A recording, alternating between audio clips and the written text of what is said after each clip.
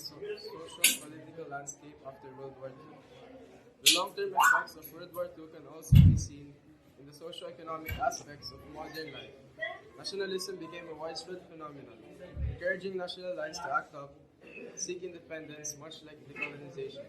Upon defeat, Germany was divided into two: Federal Republic of Germany in West, also known as FRG, commonly known as the West Germany, was a parliamentary democracy with capitalist economic system and free churches and labor unions. The Democratic Republic in the East. East Germany was satellite state of Soviet Union. Soviet occupation authorities began transferring administrative responsibilities to German communist leaders in 1948. And GDR began to function as a state on October 7, 1949. NATO, or North Atlantic Treaty Organization, is a formal alliance between the territories of North America and Europe. NATO's essential and enduring purpose is to safeguard freedom and security of all its members by political and military means. NATO's primary purpose was to defend members' nations from threats by communist countries. Hi guys, my name is Cesar. I'm going to be explaining the United Nations. The purpose and why the United Nations was created is to maintain worldwide peace and security, fostering cooperation between nations in order to solve economic, social, cultural, and humanitarian international problems. Number one, the Universal Declaration of Human Rights is the first document to detail the fundamental human rights that must be protected. The declaration was proclaimed by the General Assembly in 1948. Security and human rights is like a key pillar of the UN's work. Number two, the UN's World Program, WFP, provides food and assistance to some 91 million people in 83 countries. Additionally, WFP is planning for the future by developing programs to ensure a more stable food environment.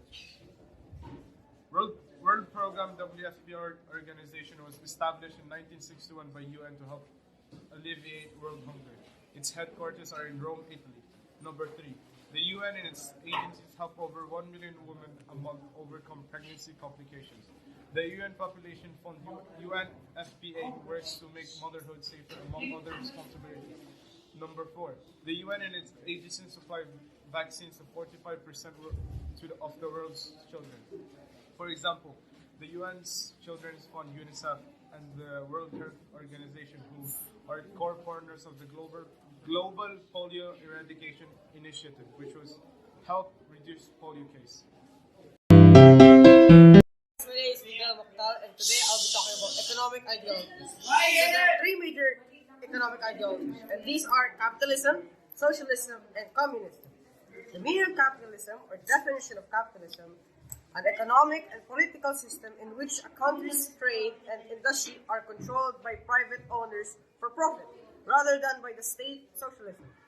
Socialism is a political and economic theory of social organization, which advocates the means of production, distribution, and exchange should be owned or regulated by the community as a whole.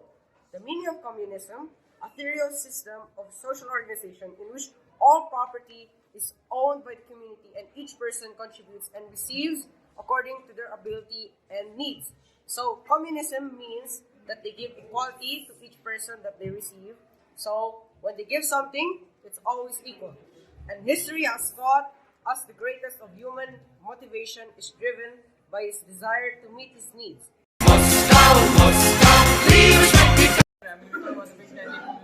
To the term communism can refer to specific political parties at its core. Communism is an ideology of economic equality through the elimination of the private property. The belief of communism is famously expressed by Karl Marx, center of the idea that inequality and suffering result from the capitalism. Today, there are 4 countries that still uses communism today. 1, China. Mao Zedong took over China in 1949 and proclaimed the nation as the People's Republic of China, as a communist country. 2, Cuba. A revolution in 1959 led to the takeover of the Cuban government by Fidel Castro and his associates. And North Korea. North Korea did not become communist country until 1948, when South Korea declared its independence from the North, which quickly declared its own sovereignty. Backed by Russia, Korean Communist leader Kim Il-sung was installed as the leader of the new nation. And Vietnam. Vietnam was partitioned as a 1954 conference that followed the First Indochina War. While the partition was supposed to be temporarily North Vietnam, became communist and supported by the Soviet Union, while South Vietnam was democratic and supported by the United States. This is America. Don't catch you slipping now. It's Rian Gabriel-Nabe, and I will be talking about democracy.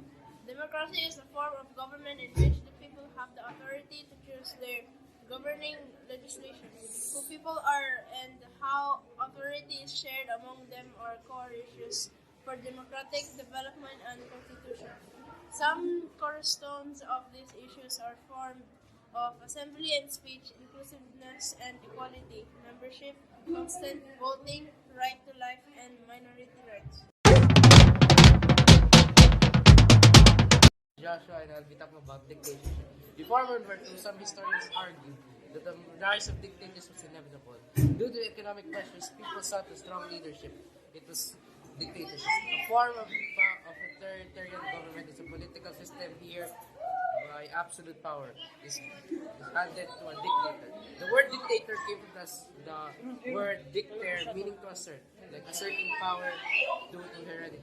The first modern dictator was Napoleon Bonaparte. But he wasn't the only one. There was more dictators to come like Adolf Hitler, Benito Mussolini, Joseph Stalin, Mao Zedong, Kim Jong-il, Saddam Hussein, Robert Mugabe, Fidel Castro, and our 21st modern century dictator, Kim Jong-un.